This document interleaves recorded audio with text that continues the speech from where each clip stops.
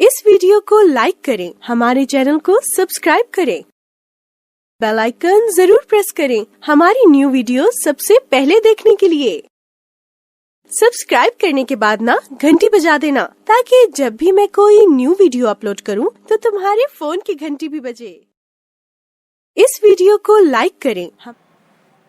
जय हिंद, वंदे मातरम। सभी का स्वागत, अभिनंदन अपने YouTube चैनल पर। हम पढ़ रहे हैं राजस्थान जिला दर्शन में बीकानेर संभाग को पढ़ रहे थे। बीकानेर संभाग के अंतर्गत बीकानेर जिले को पढ़कर आज नया जिला, एक नए जिले को आज देखेंगे। वो जिला रहेगा श्री गंगानगर। श्री गंगानगर जिले को पढ़ेंगे। श्री गंगानगर से जिले से संबंधित जो भी प्रश्न प्रतियोगिता परीक्षाओं में पूछे जाते हैं उसको अपन इसमें कवर करेंगे। तो श्री गंगानगर जिले की स्थिति देख लेते हैं अपन। श्री गंगानगर राजस्थान के उत्तरी भाग में ये रहा है श्री गंगानगर। उत्तर में हो गया, राजस्थान के उत्तरी भाग में गंगानगर हो गया। गंगानगर के पड़ोसी जिले अपन मैप में देखें तो पड़ोसी जिले कौन कौन से हो गए हैं। तो सर गंगानगर के पूर्व में हनुमानगढ़ जिला है, ये हनुमानगढ़। दक्षिण में बीकानेर है। गंगानगर के उत्तर में पंजाब राज्य है, पंजाब राज्य के साथ सीमा लग रही है। और पश्चिम में, गंगानगर के पश्चिम में ये पाकिस्तान है। पाकिस्तान के साथ ये अंतरराष्ट्रीय सीमा बना रहा है। उसी के साथ अंतर्राज्यीय सीमा भी बनाता है पंजाब के साथ।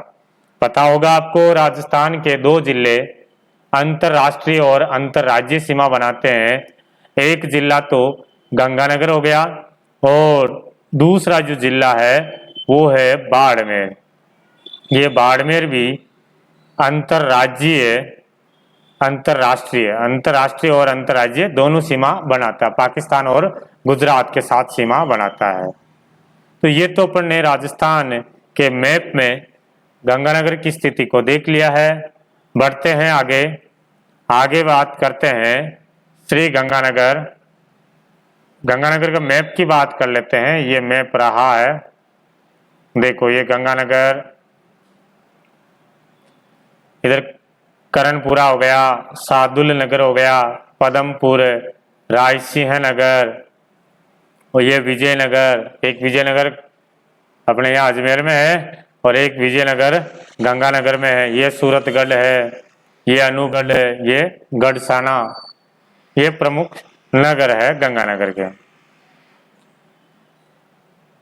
तो बात करते हैं श्री गंगानगर। तो सभी जिलों की तरह गंगानगर का शुभंकर भी बात करें तो गंगानगर का जो शुभंकर है वो चिंकारा। ये अपने राजस्थान का राज्य पशु भी है और श्री गंगानगर का शुभंकर है चिंकारा। उपनाम, गंगानगर का उपनाम सबको पता है। गंगानगर को राजस्थान का अन्न का भंडार कहते हैं। अन्न का भंडार और दान का कटोरा कहा जाता है। क्यों कहते हैं? यहाँ पर सर्वाधिक गेहूं उत्पादन के कारण राजस्थान में जो सबसे ज्यादा गेहूं उत्पादन वाला जिला था वो गंगानगर था। पहले गंगानगर में बहुत सारा गेहूं उत्पादन होता है, अभी भी होता है, हालांकि अब हनुमानगढ़ जिला आ जाता है। तो पहले गंगानगर और हनुमानगढ़ जिला दोनों एक ही जिले थे। बाद में 1994 में हनुमानगढ़ जिला जो गंगानगर से अलग हो जाता है। तो उससे पहले गंगानगर और हनुमानगढ़ दोनों एक ही थे। तो बहुत गेहूं उत्पादन का होता था, बहुत सारा गेहूं उत्पादन होता था, इसलिए यहाँ इनको अन्न का भंडार कहते हैं। ये मरुस्थली जिला होने के बावजूद भी यहाँ पर गंगनहर और आगे पढ़ेंगे अपन इंदिरा गांधी नहर के द्वारा पानी उपलब्ध हो जाने के बाद राजस्थान में जो मरुस्थली जिला है वो सबसे ज्यादा गेहूं उत्पादन वाला जिला हो गया था। इसीलिए इनको अन्न का भंडार और दान का कटोरा कहा जाता है। प्राचीन नाम की बात करें तो प्राचीन नाम इसका रामनगर या रामू जाट की डाणी के नाम से जाना जाता है। रामू जाट की डाणी के नाम से ढाणी गंगानगर को जाना जाता था। सामान्य परिचय की बात करें तो बीकानेर के शासक महाराजा गंगा सिंह द्वारा गंगानगर बसाया गया। गंगानगर जो है ये प्राचीन समय में बीकानेर रियासत का ही भाग था, बीकानेर रियासत के अंतर्गत ही आता था। जब बीकानेर रियासत का विलय किया गया था राजस्थान में, कब किया गया विलय? बीकानेर का विलय किया गया था 30 मार्च 1949। एकीकरण का जो चौथा चरण था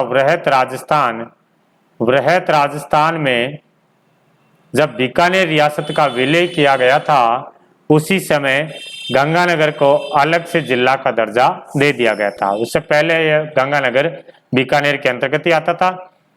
तो गंगानगर जो है ये बीकानेर के महाराजा गंगा सिंह ने बसाया था। उन्हीं के नाम पर गंगानगर का नाम श्री गंगानगर है। इसे रामनगर के नाम से स्थापना की, जब स्थापना की थी उस समय इसको रामनगर कहा जाता था और वर्तमान में इसी रामनगर को श्री गंगानगर के नाम से जाना जाता है। ठीक है। इसके अलावा प्राचीन समय में इसको गंगानगर और जो हनुमानगढ़ जिले का जो क्षेत्र है इसे योदेय जनपद कहा जाता था। योदेय जनपद, प्रश्न आ जाए कि योदेय जनपद राजस्थान के किस भाग में था, तो राजस्थान के उत्तरी भाग में। और जिले पूछ ले कि योदेय जनपद कौन कौन से क्षेत्र है, तो बता देना सर गंगानगर और हनुमानगढ़ जिले का जो क्षेत्र है वो प्राचीन समय में योदेय जनपद कहलाता था। तो इसमें अपन ने शुभंकर देखा है, शुभंकर आपको अच्छा याद हो गया होगा। प्राचीन नाम देख लिया रामनगर, उपनाम भी याद हो गया है और सामान्य परिचय भी देख लिया है और योदेय जनपद ये भी अपन ने देखा है। बढ़ते हैं आगे। ये रहा है चिंकारा अपना, राजस्थान का राज्य पशु है और श्री गंगानगर जिले का शुभंकर है। हाँ, आगे बात करते हैं गंगानगर के प्रमुख झीलें में एक झील है बुड्ढा जोहड़ झील है। बुड्ढा जोहड़ झील ये श्री गंगानगर जिले में स्थित है। आगे बात करते हैं प्रमुख परियोजनाओं की बात करें, गंगानगर पड़े और गंग नहर की बात नहीं हो, ऐसा हो नहीं सकता। जब जब श्री गंगानगर जिले का नाम लेते हैं तो दिमाग में गंग नहर दिमाग में आती है, गंग नहर दिमाग में आती, पिक्चर आती है। चलो पढ़ लेते हैं गंग नहर परियोजना। गंग नहर परियोजना गंगानगर की जीवन दायिनी कहते हैं, गंगानगर की लाइफ लाइन कहते हैं गंग नहर को। ये भारत की पहली नहर सिंचाई परियोजना है और राजस्थान की पहली बृहत सिंचाई परियोजना है और नहर सिंचाई परियोजना। और भारत की जो पहली पक्की नहर जो मानी जाती है, इतनी लंबी पक्की नहर, वो गंग नहर ही है। गंग नहर का निर्माण का जो श्रेय है वो बीकानेर के महाराजा गंगा सिंह जी को जाता है। गंगा सिंह जी बीकानेर के शासक हुए थे, गंगा सिंह जी, उन्होंने ये नहर का निर्माण करवाया था। तो गंगा सिंह जी पहले एक सपना देखा था, गंगा सिंह जी से पहले डूंगर सिंह जी ने, उन्होंने एक सपना देखा कि हिमालय की नदियों का पानी मैं मरुस्थल में लाऊंगा और बीकानेर की जनता को हिमालय की नदियों का पानी पिलाऊंगा। तो डूंगर सिंह जी तो नहीं ला सके, लेकिन बाद में गंगा सिंह जी ने ये काम करके दिखाया। हिमालय की नदियों का पानी ला करके बीकानेर की जनता को हिमालय की नदियों का ठंडा पानी पिलाया है। एक का ऐसा काम पहले भागीरथ ने किया था। भागीरथ ने हिमालय से गंगा ला करके भारत की जनता को हिमालय का पानी पिलाया और बाद में गंगा सिंह जी ने ये काम किया था। इसीलिए गंगा सिंह जी को बीकानेर का भागीरथ कहते हैं या राजस्थान का भागीरथ के नाम से जाना जाता है, या आधुनिक राजस्थान का भागीरथ आ जाए तो भी महाराजा गंगा सिंह को कहते हैं। तो गंगा सिंह जी के नाम ही पर ही इस नहर का नाम गंग नहर नाम पड़ा है। इस नहर की आधारशिला की बात करें तो पंजाब में फिरोजपुर हेड बॉक्स पर 5 सितंबर 1921 को महाराजा गंगा सिंह ने इसकी नींव रखी थी। महाराजा गंगा सिंह ने इसकी नींव रखी थी। कब रखी है? 5 सितंबर 1921 में इसकी नींव रखी है। और इसका उद्घाटन की बात करें तो उद्घाटन 26 अक्टूबर 1927 को। देखो नींव तो 1921 में रखी गई थी, 6 साल लगे थे इसको बनाने में। सतलज नदी पर एक बांध बनाया गया फिरोजपुर के निकट है, हुसैनी वाला बांध है। ठीक है, आगे ये पढ़ रहे हैं, आगे आ रहा है। हुसैनी वाला बांध यहाँ पर किस नदी से निकाली गई है? सतलज नदी। नदी भी याद रखोगे, गंग नहर किस नदी से निकाली गई है? सतलज नदी। सतलज नदी में पंजाब के फिरोजपुर के निकट हुसैनी वाला एक बांध बनाया, उस हुसैनी वाला बांध से यह नहर निकाली है। इसका उद्घाटन किया 1927 में। उस समय तत्कालीन वायसराय थे लॉर्ड इरविन। लॉर्ड इरविन ने श्री गंगानगर के शिवपुर हेड बॉक्स पर इसका उद्घाटन किया गया। ठीक है, 1921 में तो इसकी नींव रखी गई है और इसका उद्घाटन 1927 में किया गया।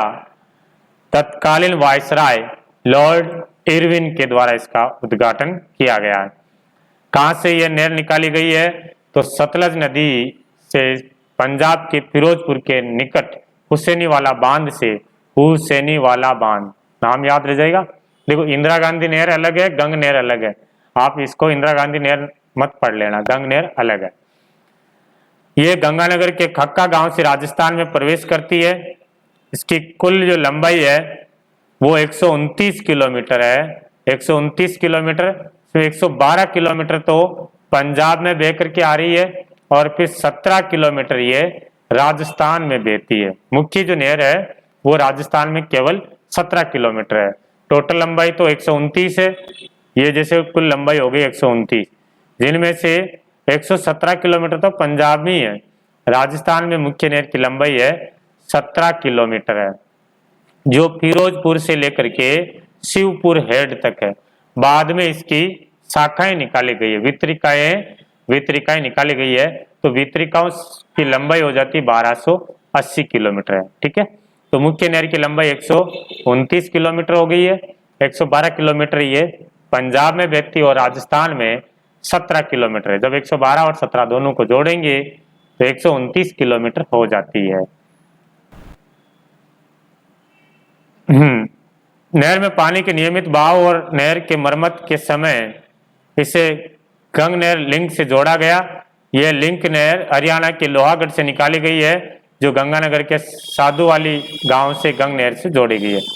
1927 में बनाई गई थी। उस समय इतना कोई साधन वगैरह भी नहीं था, साधन भी बहुत कम मात्रा में थे, फिर भी यह नहर निकाली गई है। तो बाद में ये क्या थोड़ी टूट फूट हो गई, जर्जर अवस्था में हो गई थी।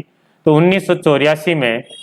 1984 में इसकी मरम्मत के लिए एक नहर निकाली गई और नहर ला करके जोड़ी। वह इंदिरा गांधी जो नहर आ रही है उसका पानी ला करके इसमें छोड़ दिया गया और आगे से पानी को रोक दिया गया। यहाँ से इंदिरा गांधी नहर का पानी इसमें डाल दिया गया, तब तक इसको रिपेयरिंग हो जाती है। उसको कहते हैं गंग नहर लिंक चैनल। कब करवाया गया था? 1984 में।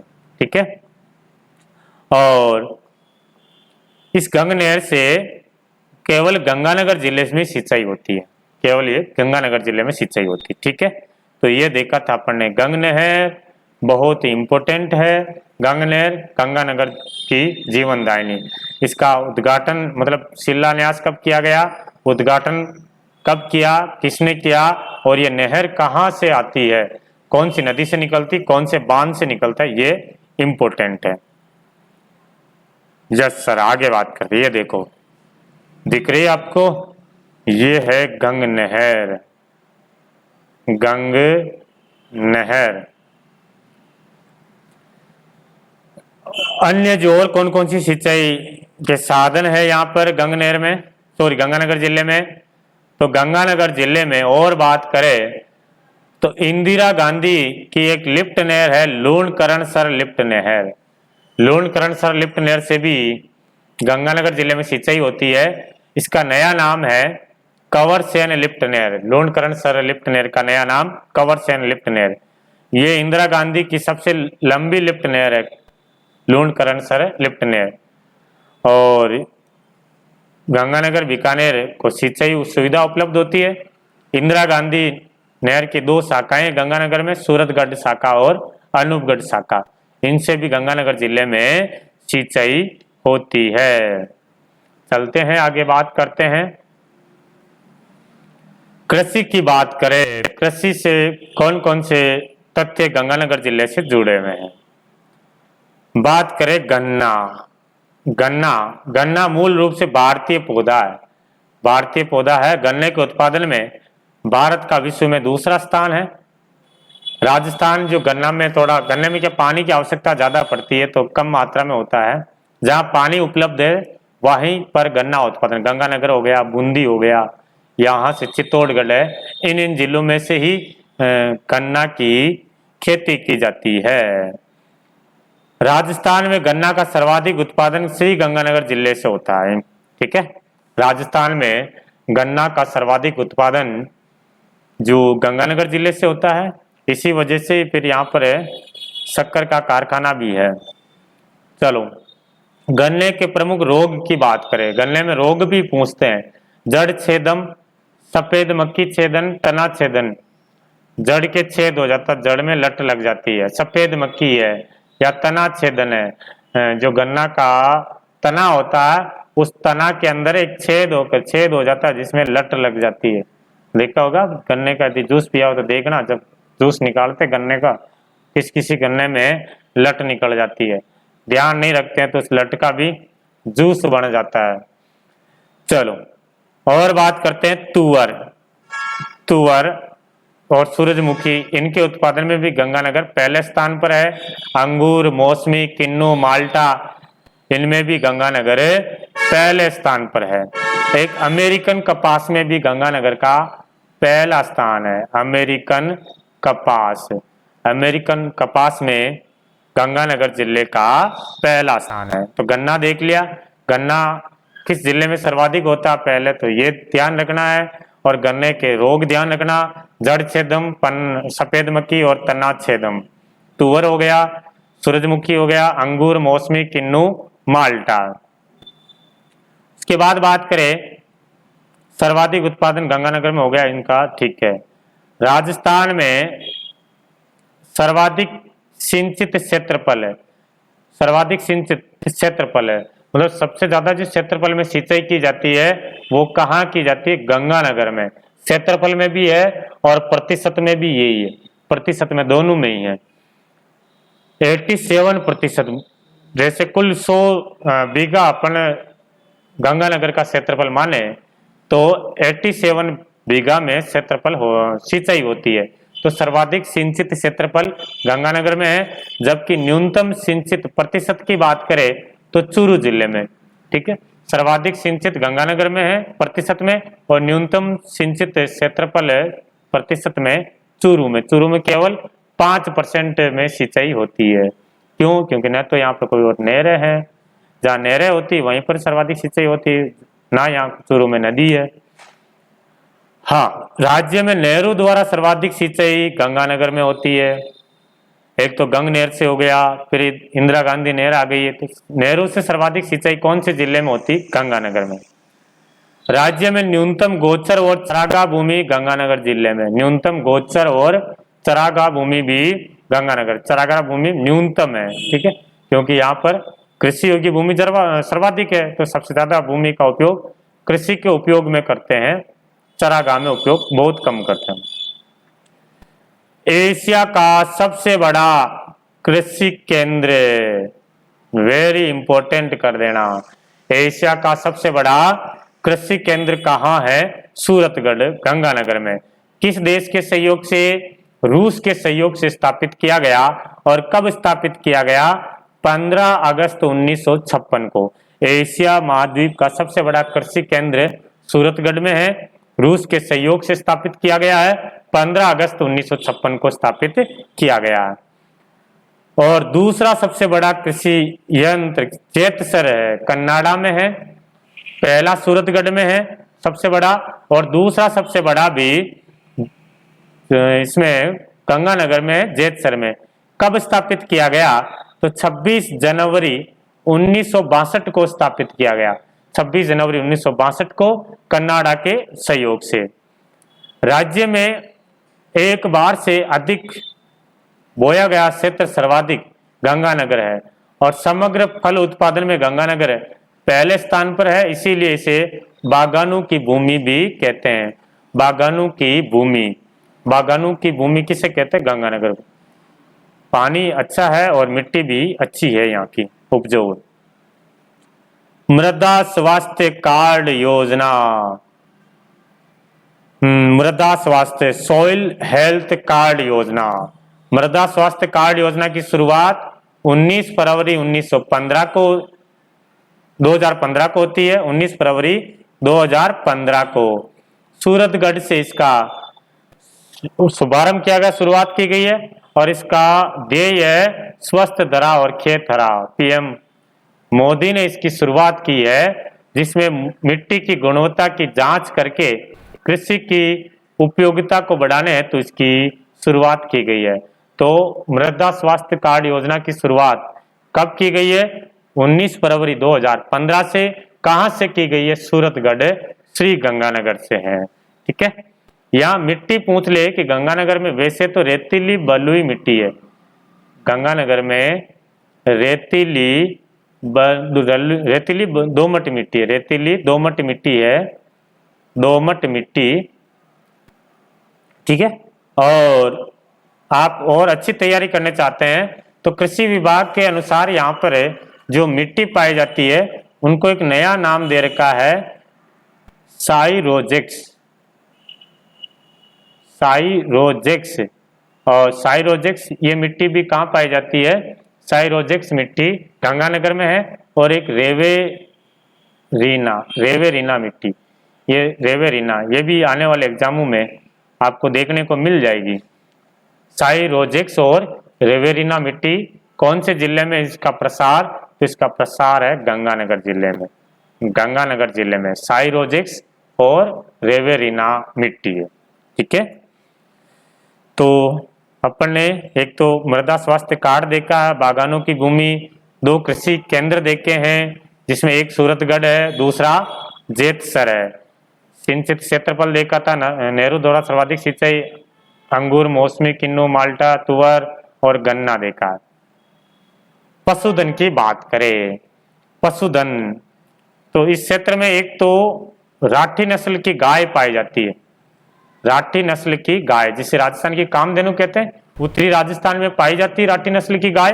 और बीकानेर, गंगानगर, हनुमानगढ़, इन क्षेत्र में राठी नस्ल की गाय पाई जाती है, जिसे राजस्थान की कामधेनु कहते हैं। राजस्थान की कामधेनु। ठीक है, एक नाली, वैसे गगर नदी के पाट को नाली कहते हैं, और एक नाली भेड़ की नस्ल भी है।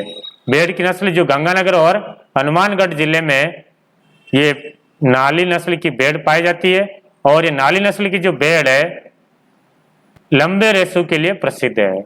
लंबे रेसों के लिए प्रसिद्ध है नाली नस्ल की भेड़, नाली नस्ल की भेड़।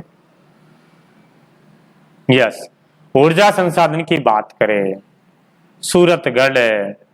सूरतगढ़ ये राज्य का प्रथम सुपर थर्मल पावर स्टेशन है।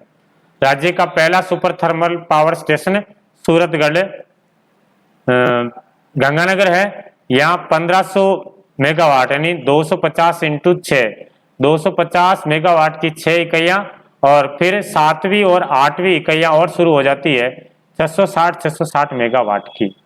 ऐसे करके 1584 1.54 करोड़ यूनिट विद्युत उत्पादन हो रही है। इसे आधुनिक राजस्थान का तीर्थ स्थल कहते हैं।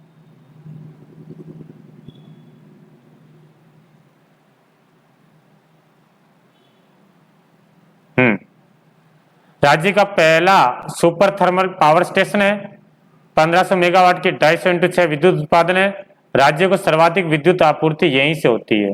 अपने लाइट आ रही है ना, अभी आपके कमरे में बैठे बैठे देख रहे होंगे, फैन चल रहा है, लाइट चल रही है। ये लाइट कहाँ से आ रही है? सूरतगढ़ से आ रही है। ठीक है, राजस्थान में सर्वाधिक विद्युत उत्पादन कहाँ से होता है? सूरतगढ़ थर्मल पावर स्टेशन से। सूरतगढ़ को आधुनिक विकास तीर्थ कहा जाता है, आधुनिक विकास का तीर्थ कहा जाता है। और गंगानगर जिले के सूरतगढ़ तहसील में स्थित सूरतगढ़ सुपर क्रिटिकल थर्मल विद्युत परियोजना की नवस्थापित 660 मेगावाट की इकाई 7 और 8 प्रतिदिन इतनी विद्युत उत्पादन कर रही है।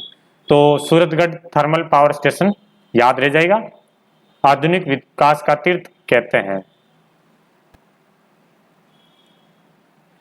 ये तो गुरुद्वारा है, गुरुद्वारा है ना, बुड्ढा जोड़ गुरुद्वारा है। यहाँ आ गई फोटो इसकी, चलो कोई बात नहीं। नेक्स्ट बात करते हैं प्रमुख उद्योग दी गंगानगर शुगर मिल्स लिमिटेड। ये राज्य का दूसरा और सार्वजनिक क्षेत्र का पहला चीनी मिल है। ठीक है, राजस्थान का दूसरा है, राजस्थान का पहला जो है भोपाल सागर, वो निजी क्षेत्र का 1932 में उसकी स्थापना होती है चित्तौड़गढ़ में। भोपाल सागर चीनी वो निजी क्षेत्र का है। राजस्थान का दूसरा और सार्वजनिक क्षेत्र का जो पहला चीनी का कारखाना वो दी गंगानगर शुगर मिल्स लिमिटेड 1937 में इसकी स्थापना की गई है। 1 जुलाई 1956 को सार्वजनिक क्षेत्र घोषित कर दिया गया है। और 68 में गन्ने के साथ साथ चुकंदर से भी यहाँ पर चीनी बनाने का काम किया जाता है। चुकंदर से भी चीनी बनाई जाती है, गन्ने से चीनी बनाते हैं और चुकंदर से भी चीनी बनाते हैं। इस मिल में गन्ने के सोरे से शराब बनाने का कार्य भी किया जाता है। कौन सा कारखाना? दी गंगानगर शुगर मिल्स लिमिटेड। ठीक है, 3 कारखाने हैं। एक तो है, आप याद रखना, भोपाल सागर है, चित्तौड़गढ़ है। भोपाल सागर 1932 में है, वो निजी क्षेत्र का है, निजी क्षेत्र का, और राजस्थान का पहला चीनी का कारखाना है। दूसरा है गंगानगर, दी गंगानगर कारखाना, गंगानगर करणपुरा में है ये, गंगानगर 1937 में, और ये सार्वजनिक क्षेत्र का पहला है। तीसरा कारखाना केशोराय पाटन, केशोराय, तो ये लिख देना आप, पाटन 1965 में इसकी स्थापना की गई। और ये सहकारी क्षेत्र का पहला कारखाना है केशोराय पाटन बूंदी में। तो ये तीनों आप कारखानों को याद रखना चीनी के। ठीक है बेटे, चलो परिवहन की बात करते हैं। परिवहन को बात करते हैं। वीडियो को आप लास्ट में लाइक करना, अच्छा कमेंट करना, ताकि मैं जल्दी से जल्दी आप जितने कमेंट करोगे और लाइक करोगे, आपको इसके जिला दर्शन के में ऑब्जेक्टिव क्वेश्चन भी लाऊंगा। ठीक है, ताकि आपकी तैयारी और अच्छी मजबूत हो। तो आप अच्छा कमेंट करोगे तब जाकर के लाऊंगा, मैं लाइव आऊंगा, बाकी कभी लाइव नहीं आऊंगा। राज्य में सड़कों से जुड़े सर्वाधिक गांव वाला जिला कौन सा? गंगानगर। भाई जायज बात है, सबसे ज्यादा यहाँ पर गन्ना हो रहा है, गेहूं भी बहुत मात्रा में हो रहा है, कपास हो रहा है, इतने फल हो रहे हैं, इतने उत्पादन हो रहे हैं, तो फिर सड़कें होगी तभी तो लाएंगे, ले जाएंगे। ट्रक गया और कहीं फंस गया तो फिर, तो सड़कों से जुड़े सर्वाधिक गांव वाला जिला कौन सा? गंगानगर। जबकि न्यूनतम सड़कों से जुड़े न्यूनतम गांव वाला जिला कौन सा है? सिरोही है। प्रमुख स्थल की बात कर लेते, पर्यटन स्थल है। और मेले की बात करें तो बुड्ढा जोड़ गुरुद्वारा, बुड्ढा जोड़ गुरुद्वारा गंगानगर में है। बुड्ढा जोड़ गुरुद्वारा ये राजस्थान का सबसे बड़ा गुरुद्वारा है, राजस्थान का सबसे बड़ा गुरुद्वारा है बुड्ढा जोड़ गुरुद्वारा। इसे राजस्थान का स्वर्ण मंदिर भी कहते हैं। फोटो होगी, ये देखो, ये इस प्रकार का है, इसे राजस्थान का स्वर्ण मंदिर भी कहते हैं। इसका निर्माण फतेह सिंह द्वारा करवाया गया, संत फतेह सिंह के द्वारा 1954 में किया गया। 10वीं की जो राजस्थान की कला संस्कृति की जो किताब है उसके अंदर सन दे रखी, इसलिए आपको सन भी याद रखना है। पूछ सकते हैं, पूछेंगे ये, उसके अंदर सन दे रखी है, तो आने वाले एग्जाम में पूछेंगे कि बुड्ढा जोड़ गुरुद्वारा का निर्माण कब किया गया? 1954 में संत फतेह सिंह के द्वारा। वैसे प्रत्येक महीने के अमावस को यहाँ पर मेला लगता है, लेकिन जो प्रसिद्ध मेला लगता है वो श्रावण अमावस्या को, जो श्रावण अमावस्या हरियाली अमावस कहते हैं, इसी दिन यहाँ पर मेला लगता है। आगे बात करें, डाडा पंपाराम का डेरा विजयनगर में है। पंपाराम की यहाँ समाधि है, फाल्गुन महीने में मेला लगता है। हीर राजा की मजार है, तख्त हजारा गांव गंगानगर में। हीर राजा लैला मजनू की मजार है अनूपगढ़ गंगानगर में। ओके, चलो तो पर्यटन स्थल में और मेले में बुड्ढा जोड़ गुरुद्वारा देखा, डाडा पंपाराम का डेरा, हीर राजा की मजार, लैला मजनू की मजार देखी है। प्रमुख अकादमी की बात करें तो राजस्थान पंजाब अकादमी, राजस्थान पंजाबी अकादमी कहाँ है? राजस्थानी पंजाबी अकादमी गंगानगर जिले में। नेक्स्ट तथ्य देख लेते हैं और कौन कौन से तथ्य हैं। राजस्थान का सबसे उत्तरी जिला कौन सा है? गंगानगर। बात की थी अपन ने, सबसे उत्तरी जिला है। राजस्थान का सबसे उत्तरी गांव कौन सा है? कोणा गांव है। सबसे दक्षिणी गांव कौन सा है? बोरकुंड है। सबसे पूर्वी गांव कौन सा है? सिलाना। सबसे पश्चिमी गांव कौन सा है राजस्थान का? कटरा गांव है। तो सबसे उत्तरी गांव है कोणा गांव, गंगानगर है। राज्य में सर्वाधिक तिरछी किरणें कौन से जिले में पड़ती है? गंगानगर में। वह सूर्य जो है कर्क रेखा पर इधर सीधा चमकता है, तो बांसवाड़ा में तो सबसे सीधी किरणें पड़ती है और सबसे तिरछी किरणें कहाँ पड़ती है? गंगानगर में। राज्य में अंतर्राष्ट्रीय सीमा के सर्वाधिक निकट जिला मुख्यालय कौन सा है? गंगानगर। ये जो 4 जिले आप देख रहे हैं, गंगानगर, बीकानेर, जैसलमेर और बाड़मेर, इनमें देखे तो जैसलमेर मान लिया ये यहाँ पे, बाड़मेर मान लिया यहाँ पे, गंगानगर ले लिया यहाँ पे और बीकानेर ले लिया यहाँ पे। इन चारों जिलों में देखो, चारों जिलों का मुख्यालय देखते हैं तो सबसे निकट जिला मुख्यालय कौन सा है? गंगानगर है। और सर्वाधिक दूर, इन चारों में से सर्वाधिक दूर जिला मुख्यालय कौन सा है? बीकानेर है। तो अंतर्राष्ट्रीय सीमा के सर्वाधिक निकट जिला मुख्यालय कौन सा? गंगानगर। जबकि सर्वाधिक दूर जिला मुख्यालय कौन सा है? बीकानेर। राजस्थान में 2011 की जनगणना में न्यूनतम दशकीय कृषि नहीं है, यहाँ पे वृद्धि है। दशकीय वृद्धि दर वाला जो जिला है वो है गंगानगर। कितना है? 10%। अभी रीट में आया था कि गंगानगर जिले में कितना परसेंट दशकीय वृद्धि दर हुई है? 10% वृद्धि दर हुई, जो सबसे कम है। जबकि सर्वाधिक वृद्धि दर पूछ ले तो सर्वाधिक वृद्धि दर है बाड़मेर की। सर्वाधिक वृद्धि दर बाड़मेर की कितनी है? तो बाड़मेर की है, बाड़मेर की सबसे ज्यादा है और उसकी 32.5% है। 32.5% के साथ दशकीय वृद्धि दर ज्यादा है। दशकीय वृद्धि दर क्या होती है? 10 साल के अंदर 2001 से लेकर के 2011 में जो 10 साल है उसमें सबसे ज्यादा जो वृद्धि हुई है बाड़मेर जिले की परसेंट में, और सबसे कम वृद्धि हुई है गंगानगर जिले की। पाकिस्तान और पंजाब राज्य के साथ सीमा बनाता है गंगानगर, यानी अंतर राज्य सीमा भी बनाता है और अंतरराष्ट्रीय सीमा भी बनाता है। अंतरराष्ट्रीय और अंतरराज्य दोनों प्रकार की सीमा बनाता है। गंगानगर अंतरराष्ट्रीय सीमा पाकिस्तान के साथ 210 किलोमीटर बनाता है। ठीक है, 210 है। अभी बात करें अपन तो ये गंगानगर 210 किलोमीटर सीमा बनाता है। बीकानेर 168 किलोमीटर बनाता है। जैसलमेर 464 किलोमीटर बनाता है और बाड़मेर 228 किलोमीटर। इन चारों को तो याद रख लेना, सबसे कम किसकी, सबसे ज्यादा किसकी, चारों की याद कर लेना। सबसे ज्यादा जैसलमेर की, उससे कम बाड़मेर की, फिर उससे कम गंगानगर की और सबसे कम गंगानगर की हो जाएगी, सॉरी बीकानेर की हो जाएगी। और इसका उल्टा पूछ ले, सबसे कम हो गई बीकानेर, फिर उससे ज्यादा गंगानगर, फिर उससे ज्यादा बाड़मेर और सबसे ज्यादा जैसलमेर की हो जाएगी। राज्य में सबसे अधिक कृषि मंडियां गंगानगर में है। सबसे ज्यादा कृषि मंडियां गंगानगर में है। राज्य में सर्वाधिक आंधियां गंगानगर जिले में आती है 27 दिन तक। सबसे ज्यादा आंधियां गंगानगर जिले में आती है 27। और गंगानगर में राज्य का प्रथम निजी आयुर्वेद विश्वविद्यालय, राज्य का पहला निजी आयुर्वेद विश्वविद्यालय कहाँ है? गंगानगर में। जगजीत सिंह, इंपोर्टेंट है भाई, जगजीत सिंह। जगजीत सिंह का संबंध कौन से जिले से है? गंगानगर जिले से हैं और इनका संबंध है गजल गायक। ये राजस्थान के प्रसिद्ध गजल गायक है। 1941 में जन्म हुआ गंगानगर में। 2003 में पद्म विभूषण पुरस्कार से सम्मानित किया गया है। 10 अक्टूबर 2011 को उनका निधन हो जाता है। 2012 में जगजीत सिंह को राजस्थान रत्न पुरस्कार से भी सम्मानित किया गया, मरणोपरांत दिया गया था इनको। और ये जगजीत सिंह का अभी जो कंप्यूटर टीचर का एग्जाम हुआ था उसमें आया था जगजीत सिंह का, तो याद रखना इनको, ठीक है। जगजीत सिंह, तो ये देखा था अपन ने गंगानगर जिला।